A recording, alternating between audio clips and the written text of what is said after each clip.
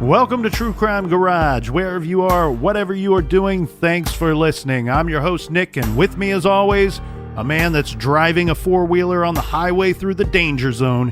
He is the captain. That's because I got a honky-tonk, badonky-donk. It's good to be seen, and it's good to see you. Thanks for listening. Thanks for telling your mother. This week we are featuring Bennington from Night Shift Brewing in Massachusetts. Garage grade 4 1/4 bottle caps. Listen up because this beer has a lot going on. Bennington is an oatmeal stout brewed with Dutch processed cocoa and maple syrup. This is a beautiful montage of big flavors, and Bennington was brought to us by all of you out there, but specifically we have first up a big thank you to Robbie and Steph in Clinton, Massachusetts. And a big "We like your jib" goes out to Junior in Toledo, Ohio. Next up, all the way in Sweden, a cheers to Ellen. And a big cheers, mates, to Lauren E. in D.C. Next up, we have Hannah from Oklahoma. And last but not least, we have Connery from parts mispronounced Worcester, Massachusetts. Thanks everybody for helping us out with this week's beer run. If you want to help us out with next week's, go to truecrimegarage.com and click on that little donate button. Did you say Oklahoma? Oklahoma. Like Oklahoma don't play that? Yeah. And that is enough of the business. All right, everybody gather around, grab a chair, grab a beer. Let's talk some true crime.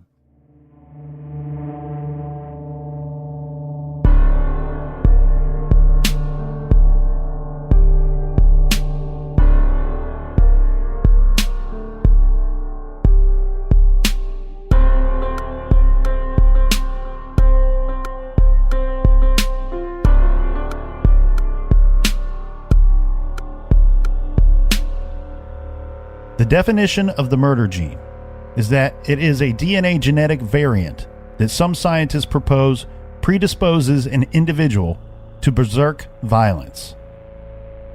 This is not a scientific or forensic expert term per se, but is a term made popular by the media to refer to a particular variant of the monoamine oxidase gene, which apparently predisposes an individual to disproportionate violence under any condition that triggers the carrier of that gene sequence to violence.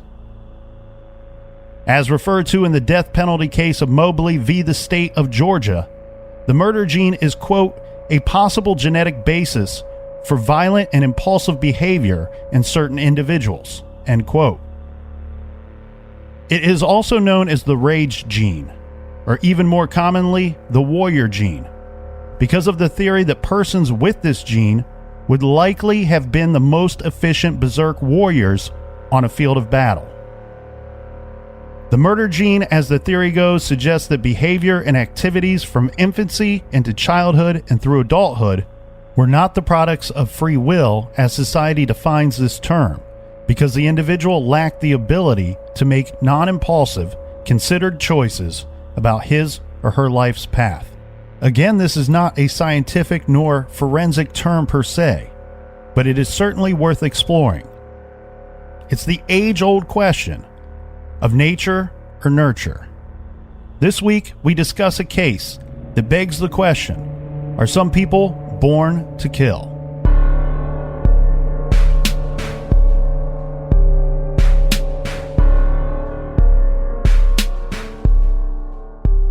Ward Weaver III was born April 6, 1963 in Humboldt County, California. His father was the Junior, Ward Weaver Jr., and his mother's name is Trish Weaver. When Ward was about 4 years old, his father left his mother and abandoned the family altogether. A short time after he left, Trish Weaver met another man, and later the two got married. The man's name, Bob Boudreau. So after Ward Weaver the third's mother remarried, this is when the family relocated, moving up to Portland, Oregon. Unfortunately, it seems like there was a lot of abuse going on in that household. Bob Boudreau is described as an abusive alcoholic. I can't say for certain whom in the house Bob was abusing, could be his wife, a child, or everyone, but at some point during Ward Weaver's teenage years, he started abusing one or more of the other children in the house. Okay, there's a little brief history on Ward Weaver III's childhood. Now, We need to fast forward to February 1981 and go back to California for this next portion of this week's case. A young, recently engaged couple, this is 18-year-old Robert Radford and his fiancée, 23-year-old Barbara Lavoie. These two are driving from Robert's parents' house. They stayed there for 2 weeks visiting. They are driving to an Air Force base near Las Vegas. See, young Robert is one of the good guys. He is going into the armed forces, and according to his mother, the young couple laid out their future plans regarding their marriage. Robert wanted a long career in the Air Force, and the two planned to have a bunch of kids. But before they got to the Air Force base, in fact, they were still in California, just west of the Mojave Desert, their vehicle breaks down. Unfortunately for them, a semi-truck slowed down to talk to the young couple. Less than 2 days later, Robert Radford's body was found along a desert highway. According to the papers, Robert was hit in the back of the head several times, possibly with an axe or hatchet. And Barbara was missing, and authorities feared she had been abducted. Later that same year, Ward Weaver Jr., a long-haul truck driver who spent a lot of time away from his family, was arrested. Eventually, he was convicted and sentenced to 42 years in prison. This is because one night Ward Weaver Jr. picked up 2 runaways in his truck. He wanted very little to do with the 18-year-old man, so he arranged for a friend to shoot the man. And Ward Weaver Jr. repeatedly raped the 15-year-old girl before letting her go. It was when Ward Weaver Jr. was in prison for the attack on the runaways that he confided in a cellmate that he had killed another couple. Weaver Jr.'s cellmate told authorities, and when police showed up at the prison to ask Weaver Jr. about the crime, Weaver Jr. had only one request. "I need to talk to my mother," he said. They let him make a phone call, and then he talked to them, and he laid it all out. Weaver Jr. said he beat 18-year-old Robert Radford to death with a pipe, hitting him from behind. Then Weaver Jr. kidnapped and attempted to rape the woman. When he tried to gag her, she bit off the tip of his thumb. Well, too bad she didn't bite off the tip of your dick. Well, he said that he went home and he was quite freaked out that night. He told his family he had been in a bar fight and that a man had bitten off the tip of his thumb. Weaver Jr. was so unnerved by the incident that he did not let his children attend school the following day. Now, according to court records, he buried the girl's body in 3 places before moving her remains to a hole that his son, unaware of what the hole was for, helped him dig behind his rented house in California. Right. This is where Weaver Jr.'s second wife and their young children lived. Weaver Jr.'s son, Rodney, remembers packing the dirt. Later, his father sealed the grave with concrete and built a deck on top of it. On the afternoon of July 26, 1982, 2 detectives showed up at the 2-story house and wanted to speak to Rodney about the holes he helped dig. They brought in a backhoe and cracked the concrete in 2 chunks. From his bedroom on the 2nd floor, he watched as they lifted up one of the pieces. And there she was, said Rodney. Ward Weaver Jr. was tried for the double homicides and received 2 death sentences. Yeah, one evil dude. It turned out later that Ward Weaver Jr.'s truck routes matched up with 26 unsolved hitchhiker homicides. Now, to be clear, Weaver Jr. has never been charged in any of those cases, nor do we know if he's tied to any of those for certain. Right. Meanwhile, while all of this was happening in California with Ward Weaver Jr., back in Oregon in 1981, his son, Ward Weaver III, now this would be right around the time Ward Weaver III was turning 18 years of age, a teenage relative reported that Ward had repeatedly raped and beat her. Police did investigate these allegations, but Multnomah County prosecutors decided not to pursue charges. Some sources say this is because Ward Weaver enlisted in the Navy and was leaving Portland soon. I think it was a bit more complicated than just simply that, Captain. Yeah, I hope so. Well, just because you're out here raping and beating women, once you sign up for the Navy, it's all good. Well, I don't think it was just that simple. It looks like they, meaning the authorities, they were having trouble bringing the charges forward. Right. And I'm sure Weaver leaving likely didn't help to motivate the cause, let's say. Mm-hmm. So shortly after Weaver graduated from Marshall High School in Portland, he joined the U.S. Navy Reserve, but this was short-lived as he was discharged the following year on May 17th, 1982 for heavy drinking and dereliction of duty. Mm-hmm. During his tenure in the Navy, he met his future wife, Maria Stout, a native of the Philippines. I thought you were going to say douche canoeing of duty. The couple moved in with Weaver's parents. This is his mother's side of the family, and Maria was soon pregnant. 5 months into her pregnancy, she was physically assaulted by Weaver III and hospitalized, but she refused to press charges against her husband. No. Their son, Francis, was born in December of 1982. Let's flash forward, shall we, and introduce Ashley Marie Pond. Ashley was born on March 1st, 1989. Her mother, Lori Davis, was barely 16 at the time. For the first few years of Ashley's life, she lived with her mother and her mother's high school sweetheart, David Pond. Eventually, the two married, and Ashley viewed David as her father. Ashley was described as an easy child who could entertain herself and one who enjoyed attention and affection. She was well behaved. But then about the age of 9 or 10, Lori Pond divorced David Pond. And this was a very big change for little Ashley. During the divorce, the couple fought about child support payments, so a paternity test was administered to determine if Ashley was indeed David Pond's biological daughter. To everyone's surprise, it was determined that she was not. You are not the father.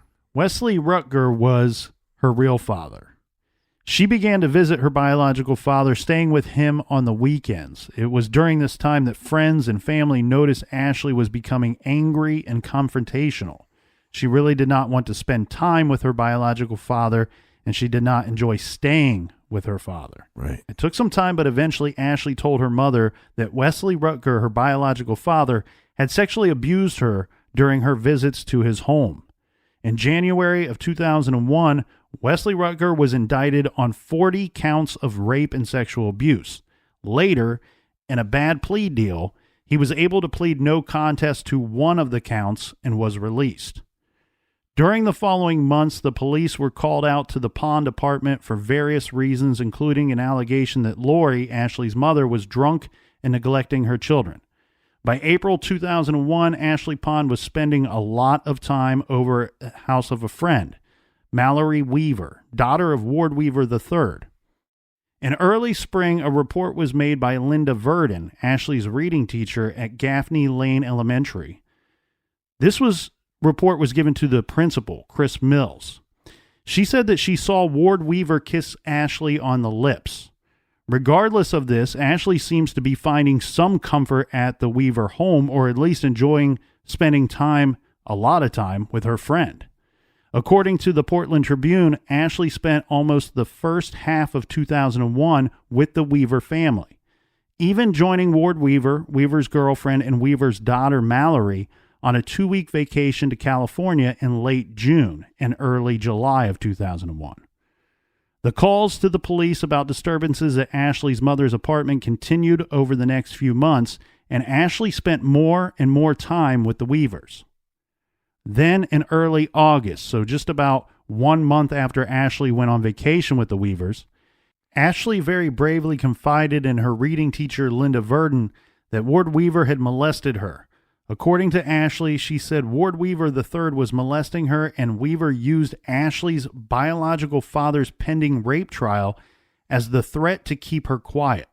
So he threatened that he would testify against Ashley in her father's rape trial if she said what was going on. Right. We already mentioned that plea deal, but see, all these allegations by the young girl were not just clean and simple. They had their complexities, and the authorities did have some troubles getting all charges brought forth. To be clear, I'm not accusing this young girl of lying. In fact, my stance is let's hear her out and go round up these perverts and see if we can charge them with something. But one of the complexities is back in April of that year, Ashley also accused 2 other men of molesting her, but then later recanted those statements. So I think some can see how this could be perceived as a boy who cried wolf situation. But regardless of any of these other situations... Well, it's a big difference between a boy crying wolf and a girl crying rape. regardless of any of these other situations and the details of those, this little, very brave girl told someone what was going on. Right. That Ward Weaver III was molesting her, that he was inappropriate with her. And she stood up and told an adult, a good adult at that. Once the accusations were made, Ashley stopped going to the Weaver's house. These accusations didn't come without problems for Ashley, who ultimately ended up being, well, what she described as feeling ostracized by Ward Weaver's daughter and friends of Weaver's daughter. Due to the sloppy handling of the paperwork by county officials regarding Ashley's accusations, Ward Weaver was never investigated, and therefore he was never charged with sexually abusing Ashley at that time. Yeah, that's nonsense. All right, Captain. So here's where we are, right? We're discussing the Weaver family, basically. Mm-hmm. We have Ward Weaver Jr., who committed murders in California. Yeah. By this time, he's already locked up. He's facing death sentences. He's a real stinky pizza. That's right. He's got 2 death sentences in the state of California. Mm-hmm. Then we have his son, Ward Weaver III. Now, keep in mind, Weaver Jr. left the third's mother in the family when Ward Weaver III was like 4 years old. Mm. So really, these two have no to little interaction with each other. But Ward Weaver III is now in Oregon, and he is being accused by his daughter's friend of molesting her. Right.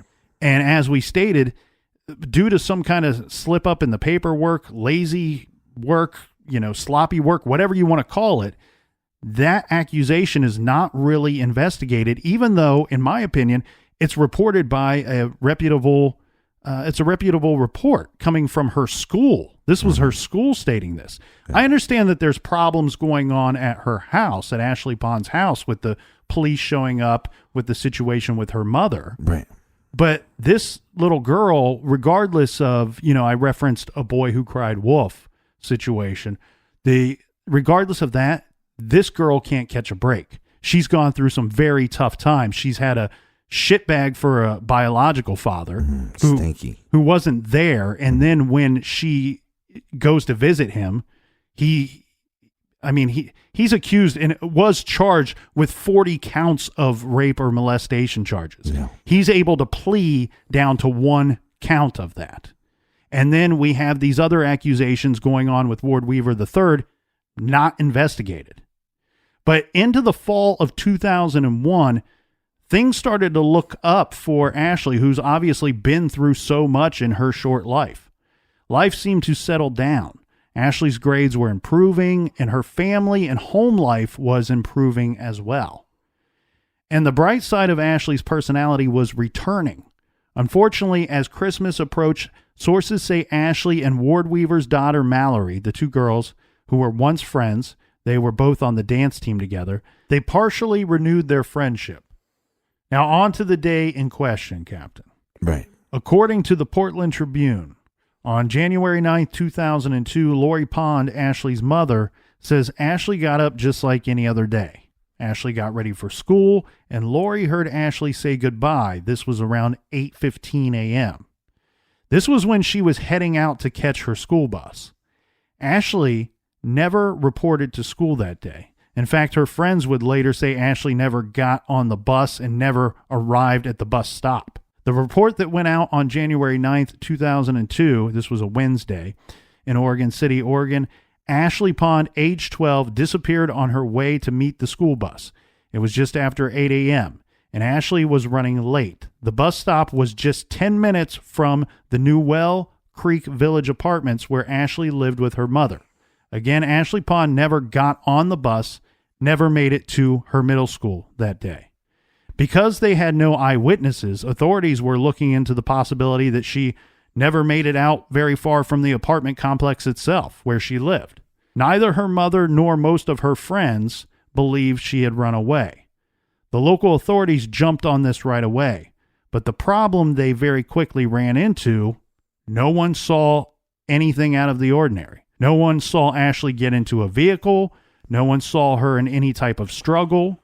No one reported hearing any screams. Right. It was as if she had just simply vanished. The local police called in the FBI, but again, there simply was just no clues that surfaced as to the whereabouts of the missing girl. Ashley was popular at school and enjoyed being on the swim team and dance team. Her friends and her classmates, well, it was like a mixed bag as for feelings about Ashley having gone missing. Most of the kids were saddened and likely afraid regarding her disappearance, but a few of her friends thought Ashley may have run off. Mm-hmm. I think, that's fair. I mean, think of the crap that this kid has gone through, in basically the 3-year time period of her parents divorcing and all that. I mean, it's a horrible 3 years for her. One of Ashley Pond's friends, Miranda Gladys, said when Ashley didn't show up at the bus stop for school, first Miranda was scared, and then she said she got mad. Miranda figured Ashley probably ran away, and she was upset that Miranda took off and then didn't even bother to call anybody and at least say that she was fine. Miranda felt that Ashley left everybody worrying for nothing. Miranda and her mother, Michelle Duffy, lived just a few apartments down from Ashley Pond. The school organized a benefit to raise money for a reward for Ashley's disappearance. Maybe a reward could help generate a tip, a much-needed lead in a case that had no clues. Featured at the benefit would be the dance team that both Ashley and Miranda belonged to. Miranda choreographed a solo routine as a special way of remembering her friend. Miranda's mother, Michelle, later said Miranda started realizing that even if Ashley did run away, she wasn't coming back anytime soon. The dance benefit was scheduled for March 23, 2002 at the Oregon City High School.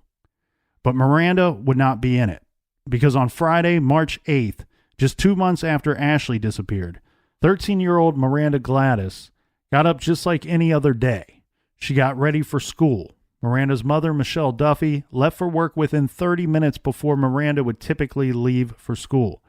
Each weekday morning, Miranda and some other kids would catch the school bus at the bus stop about a 10-minute walk from the apartment complex at the top of the hill. But later that day, Michelle learned that Miranda did not go to school, and she immediately called the police. Miranda, just like Ashley, didn't show up at the bus stop that morning that she went missing. Police believe she vanished around 8 a.m., while on her way to the bus stop at the top of the hill. And the paper said she disappeared from the Newell Creek Village Apartments. So here we have both 12-year-old Ashley Pond and 13-year-old Miranda Gladys, two girls who were good friends that went to the same school and lived in the same apartment complex, both disappeared before school.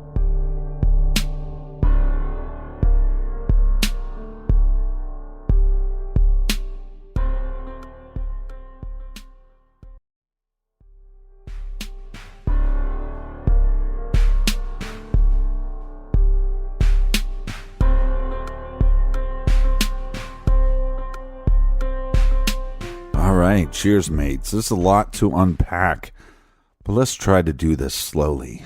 Yes. Well, it doesn't help that two of the individuals that we've... I'm sipping on my beer. Hold on. Disgusting. That's not Just how I drink sip it like a normal person. But it doesn't help, Captain, that the two of the individuals that we're discussing have the same name, Ward Weaver Jr., Ward Weaver the third. We don't need to talk about Junior right now. Right. So the third, in his town, we have this girl. Ashley. She goes missing, but before she goes missing, she says, hey, Ward Weaver the third, he is molesting me. Mm-hmm. Yeah, she's over at his house all the time. Very good friends, best friends with his daughter, Mallory. Mm-hmm. And she eventually accuses him of molesting her. Now, we also have the reading teacher who says before these molestation allegations ever come up, right? The reading teacher says, hey, on one occasion, I witnessed this grown man, Ward Weaver III, kiss this 12-year-old girl on the lips. Mm-hmm. So very likely which is weird, but also if you saw a grown man kiss like a 3-year-old, wouldn't it be so weird? For me though, I would think if I just was out in public randomly and saw something like that, I would just assume it was like the kid's father, right? But this reading teacher knows different because she knows his daughter as well. Right. So that's strange. And then they don't listen to her, and they basically don't investigate these allegations at all. And then her friend, Ashley's friend, goes missing as well. And now they're coming back to Ward Weaver III and saying, hey, you're a suspect for this because there were allegations against you. Right. But this guy, he thinks he's a rock star now because people are they're interviewing him, and he's saying, oh, come on in my house, sit down, let's talk about this. Yeah, and a lot of this occurs after the second girl, Miranda, goes missing. And what's so strange is that you have two girls that have disappeared, and it's this the circumstances of such are so similar. Right. Both of them were on their way apparently to the bus stop, and they never arrive at the bus stop. But also in my mind, that makes it a little more suspicious that you would think that a parent of somebody at their school would know the bus system roughly when kids were waiting for the bus. Or you got a predator in the area, and that's their means of opportunity. So but I'm leaning more towards maybe a parent of somebody at the school. Well, and some in the community would share that same thought. But the thing we have to keep in mind here regarding the bus stop itself, it's not like either of these girls were going to show up at the bus stop and be the only one waiting for the school bus. We have other kids their same ages that go to the same school, ride the same bus, and these kids, when questioned, are saying, we never saw either girl the day that they went missing. Right. Once again, when we have Miranda who goes missing under the similar circumstances, investigators jump on it immediately, but they come up empty. There's no leads to follow. The investigators then started to look at the possibility that the person that abducted the girls was possibly someone that knew them, and whoever it was seemed to be targeting possibly the same type of victim. Ashley and Miranda were close in age, involved in similar activities, and even, according to some, looked very similar to each other. And the fact that there is no eyewitnesses and there's nobody coming forward here saying that they heard a girl scream or anything, that would lead me to believe that as well.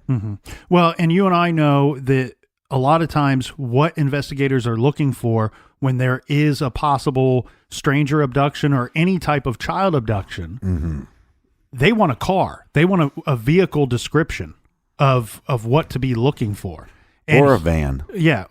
And here we have no vehicle description. We don't have any eyewitnesses saying they saw anything at all. But if our Ban the Van campaign keeps going as well as it's going, they won't be looking for vans anymore. That's right. Because they'll be off the streets. Well, on the other side of the coin here, Captain, we have some people in the community who wondered if perhaps the two girls ran away together. Now, I know that they went missing about 2 months apart, but some of the people were wondering, could Ashley have contacted Miranda, told her where she was, and persuaded her to join her? They were friends. Right. That's a possibility. But again, it's a 12-year-old girl. Is she going to have the resources to be gone that long? Yeah. Where's she going to go? And, unfortunately, that's what both families were praying. They were hoping that that was the situation. Right. But law enforcement officials certainly didn't think so. Once again, the FBI was called in, and this time they brought in profilers from the FBI headquarters in Quantico, Virginia. They were dispatched to this working-class suburb of Portland. And the Federal Bureau of Investigation instated a task force to search for the girls. Now, FBI spokeswoman Beth Ann Steele stated during a press interview, quote, "There is a growing belief that these cases are related, and while there's a slight hope that they have run away, there is a growing belief that there was some kind of criminal activity involved." The two cases had so many frightening parallels, the police had to believe that they were probably linked at this point. Well, I think the relationship between the two girls that's all you need for me, for them to be linked. Well, the FBI profilers and agency officials went on television issuing an advisory to the public, but this was without explaining why they were issuing an advisory. So they were telling the public to be on the lookout for someone who recently sold a car or vehicle, someone who shows signs of increasing drug or alcohol use, Right. someone who appears to be tired from being up all night. Now, both Michelle Duffy and Lori Sounds like Pons, everybody running a true crime podcast. both Michelle Duffy and Lori Pons say they believe neither girl ran away, but they were also sure that neither would have allowed someone to abduct them or be abducted by a stranger. Right. And this goes back to what you were saying. You know, you would start to wonder, was this someone that they knew? Yeah. I'm such a pessimist too. If I was one of the parents and I heard the other parents saying, well, maybe Ashley contacted her and they're off in the woods somewhere living happily and nothing happened, I would be thinking in my head, get your head out of here, ass. Mm-hmm.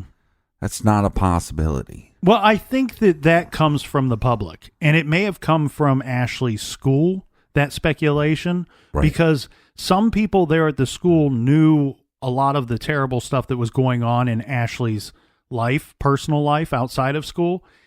And, you know, it's not uncommon for when a child is having that difficult of a time being a victim, right, to run away, to flee from a bad situation. Well, and you're also more likely if you're having that, how can I say this? It's negative attention, right? Mm-hmm. Right. In the worst form. Mm-hmm. But she doesn't have a father figure, or the father figure that she thought she had, she didn't have, and then she was molested by the other father figure. Mm-hmm. So she is more prone to having even just, let's say, a stranger that says, hey, let me take care of you. And if they're taking care of you part of the time, but there's still molestation or rape or whatever is happening, mm-hmm. This is an environment that she's been in. Mm-hmm. So she can survive in that environment. Right. So all I'm saying is she's more likely to maybe go with somebody. And but if that makes any sense. Well, but we do know predators will prey upon children that have little to no support system. But right, but we also know in this community that people have heard about these allegations. Right. So now if you have a predator, they have their target. And again, then you go, well, if they're friends and Ashley has gone through all this, does she tell this predator, hey, my friend went through some of this too, and now he preys on her as well? Right. The Pond family kept a low profile since Ashley's disappearance, but after the disappearance of Miranda, Ashley's mother, Lori Pond, appeared with Michelle Duffy on 3 television networks pleading for the return of their daughters. She stated, she's very loud, referring to Ashley. She's very loud and outgoing, and she likes talking. So she would likely talk to you, Pond said in a statement directed to the abductor, should they be watching. Right. Where the girls lived is described as a 125-unit apartment complex, a cluster of neat, gray, 2-story buildings with balconies, sheltered in a deep gully in a nest of forest, a place with plenty of kids, and there were a lot of stay-at-home moms in this apartment complex. Parents in the area were obviously concerned, but they were uncertain what danger to watch out for. They were concerned, is this like a stranger lurking in the woods near the school bus stop, or was this someone that everyone knows? Well, they could have started by just, hey, walk your kid to the bus stop and designate a parent just to stay at the bus stop. You can start there. Well, where some of the families started, and this is, I don't find this to be surprising at all, families started moving out of the Newell Creek Village apartments. Yeah. One neighbor, this is Kim Hamlin, said, quote, there's a lot of young families here, a lot of children, and a lot of people are up at that hour of the morning getting kids off to school, going to work. She said, I keep thinking to myself it had to be someone they knew, because for a stranger to have come and violently abducted them, somebody would have seen something. Well, and that's also going to make it more difficult on investigators, because if you have a bunch of people leaving the area, they might just be leaving for the safety of their children, but investigators have to go, well, why are they leaving? Should they be a suspect? Right. Is their father that's moving them out of there, is he Mr. McFeely?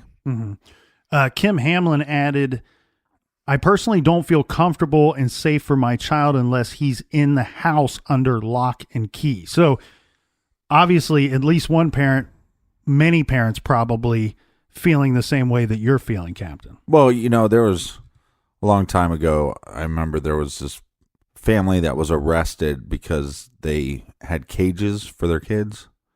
They'd put their kids in cages. Do you know what I'm talking about? Unfortunately, it's happened more than once, but I do remember a story of, you're talking about one just a couple of years ago, I think. Yeah, but it's like, and I think one of the reasons that they had the cages was the parents were saying is also for their safety. But it's like, if you listen to enough of these true crime shows, you might think about getting in a cage for your children, like just till they're about 15, 16, right? I might, if I listen to enough of these true crime shows, I might feel like getting a cage for myself. Yes. Well, I already bought you a cage for next Christmas. There's a line from an AC/DC song where Brian Johnson says, I feel safe in a cage in New York City. All right. You would have to ask him what exactly he means by that. Next time I see him, I will. Okay, regarding the investigation, there were two very obvious problems that... Wait, hold on. I just want, for the record, do not send me an email stating that people shouldn't put kids in cages. You're aware of that. I'm very well aware of that. I was making a joke. Look, I won't vouch for you on everything, but I'll vouch for you there, right? Okay, so regarding this investigation, there are two very obvious problems that investigators faced. One, they had about 30 suspects. And we've seen several cases when you have a lot of suspects, you likely have a lot of nothing. They can't. Better than having no lead at all, though. Exactly. But what I mean by that is it's very difficult to investigate all 30 of these guys all at the same time. All you can really do is investigate and work to thin the herd of suspects, so to speak. Now, they had 28 suspects that lived in the same apartment complex as the two missing girls that could not be ruled out. And for then, for months, authorities had no real evidence that a crime had even been committed because they had no eyewitnesses to such. All they have is two missing girls. Right, but there's your crime. Just assume at that point. Well, they're doing more than assuming, they're investigating. Right. It would take months, but investigators would whittle the suspect pool down. No one knows for sure how many suspects of the 30 or so were cleared, only that the FBI agent in charge did announce publicly that they were down to, quote, about 10 or 20 suspects at one time in the investigation. One of those suspects was Ward Weaver III. Ward, as we know, was not only accused by one of the missing girls, Ashley Pond, of molestation, but Ward Weaver's home was near the two girls' bus stop. Weaver was a brutal man with a long history of violence and assaults against women. Okay, let's take a quick look at Ward Weaver's past criminal activity, shall we?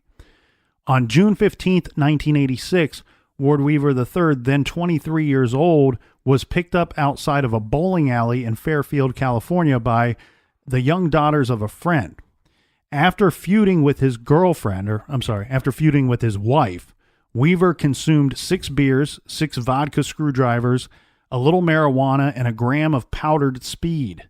When the girls pulled the van over so Weaver could relieve himself, he opened the passenger door and struck the younger sister in the head with a chunk of concrete.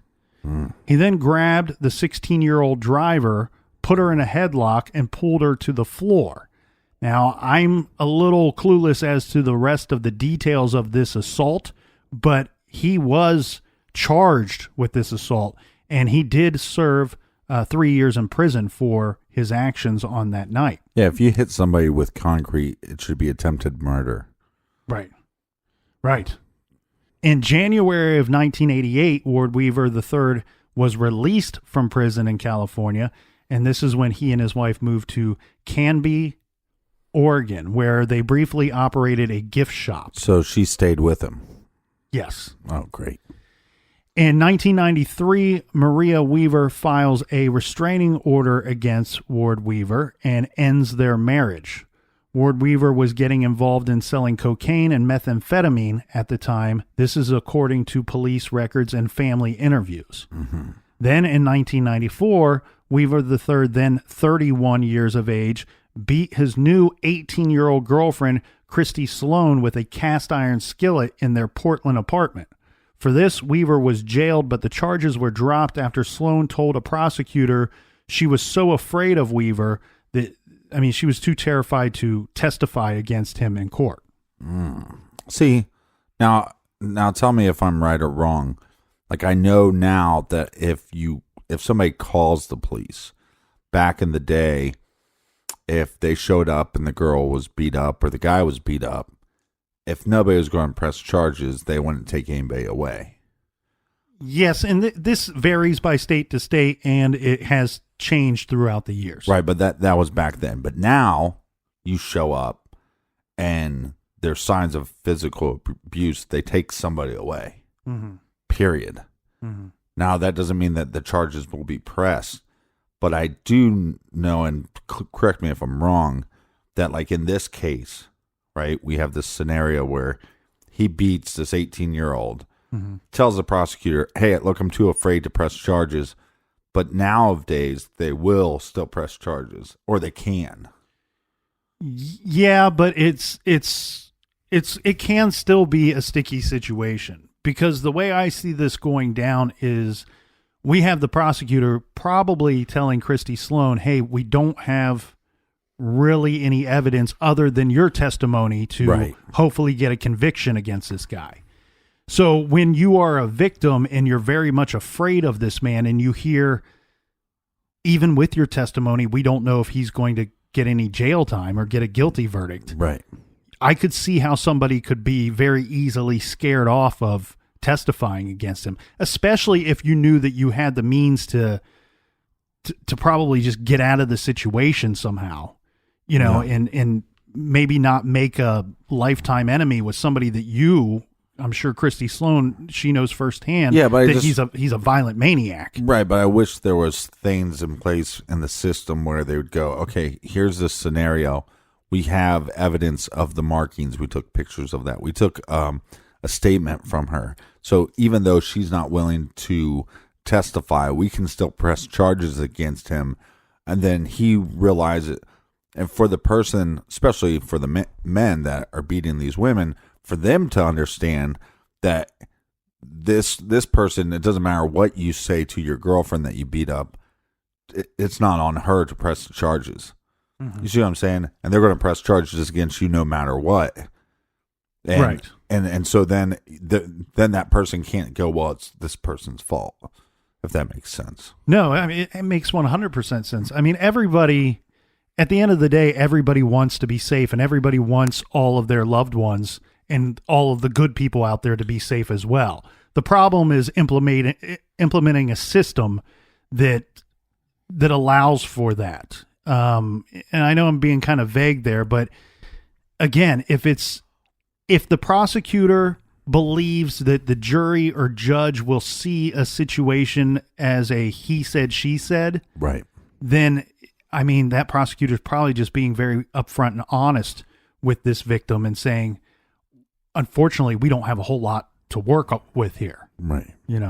Now, KATU News, this is what you were referring to earlier. Oh, the interview. Yeah. So the news station, KATU, they were actually on to Ward Weaver based on a tip that they received about, and this is a very vague tip, but go with me on this. They received a tip about a, quote, bushy-haired neighbor at the top of the hill. Now, this vague description fit Weaver, and the home that he lived in, as we said, was near the bus stop at the top of the hill. It wouldn't take long for KATU to arrange an interview with Ward Weaver. Now, this is interesting, Captain, on so many different levels. Uh-huh. Cheers. A lot of times, what we see when somebody is regarded by the public as a suspect, if news cameras, if the news team shows up and knocks on the door, what do we often see? Like, you don't even see like the dude's face. Like, you just see the door open a little bit. Yeah. Yeah. And you see like the darkness behind the door. Yeah. And it's no comment, or they just slam the door shut. Ward Weaver III, that's not the situation here.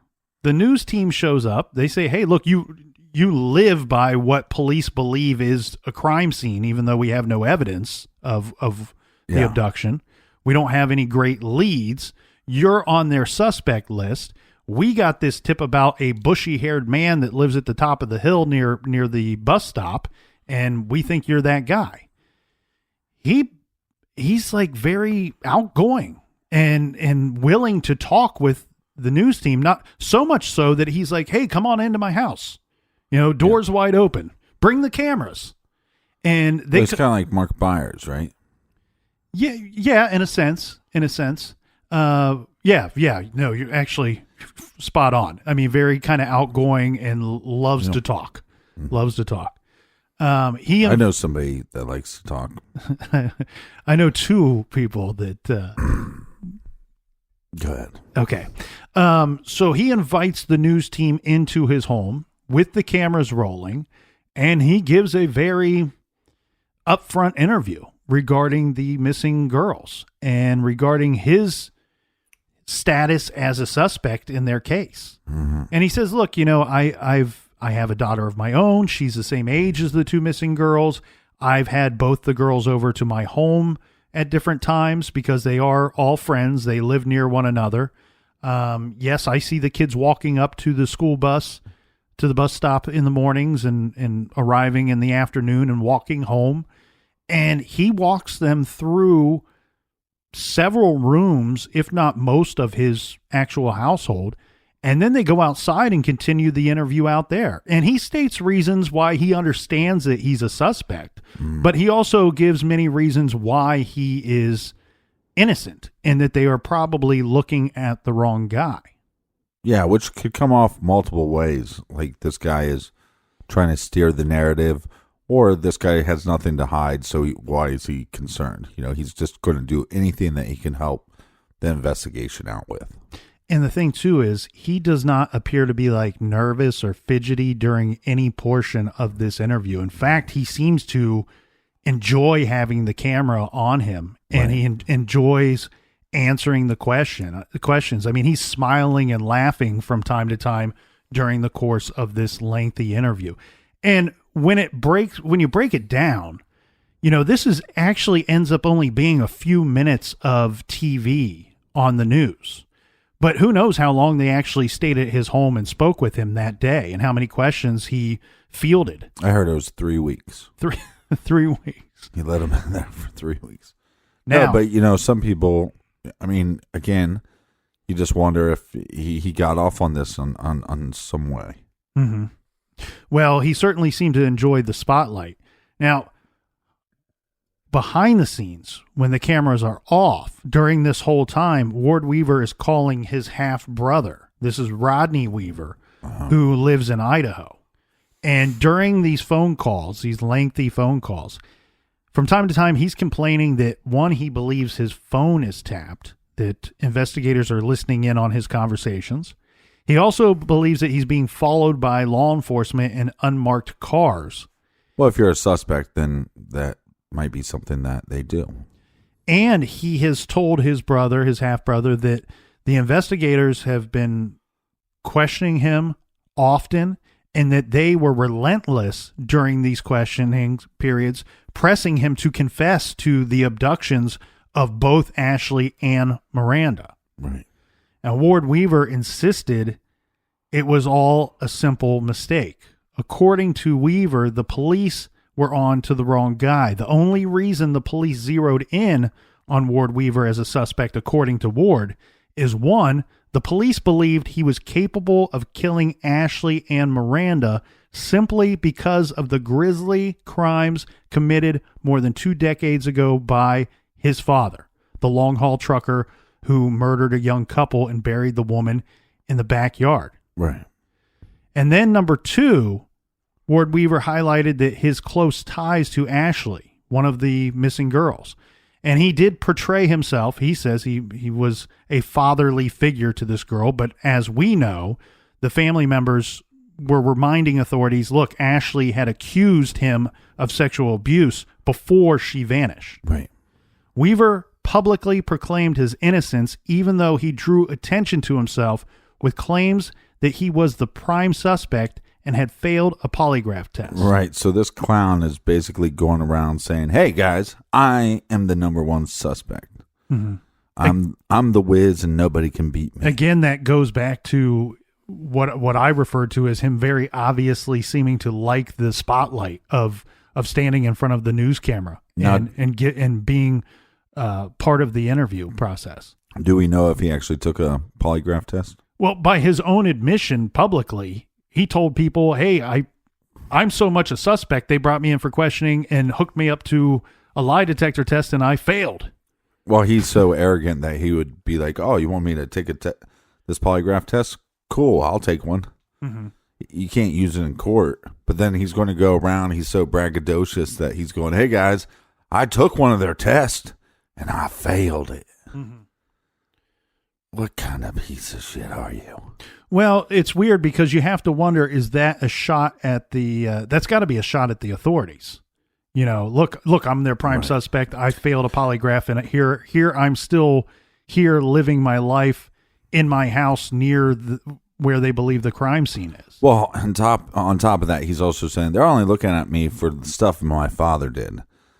Let's not think about the stuff that I did. Mm-hmm. Let's not think about the crimes that I committed or the reasons why I've been in jail. They're only looking at me because of my father.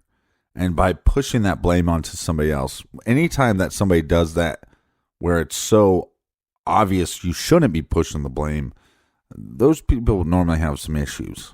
So, okay, so we got to dive more into this tomorrow. And real quick, before we leave you today, if you want more True Crime Garage, don't forget about the Stitcher app. It's free. We have all of our catalog there, all of the old episodes. You can listen to them for free on the Stitcher app.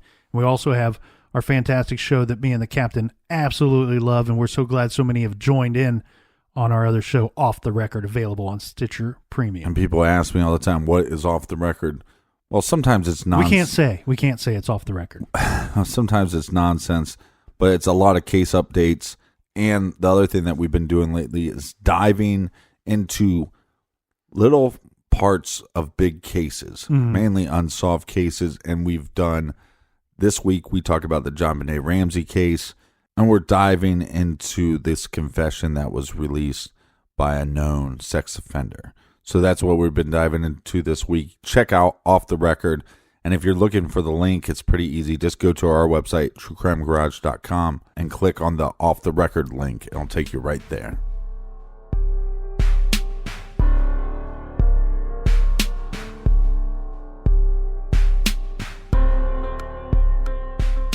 All right, thanks everybody for joining us here in the garage today. We will see you again tomorrow. Until then, be good, be kind, and don't litter.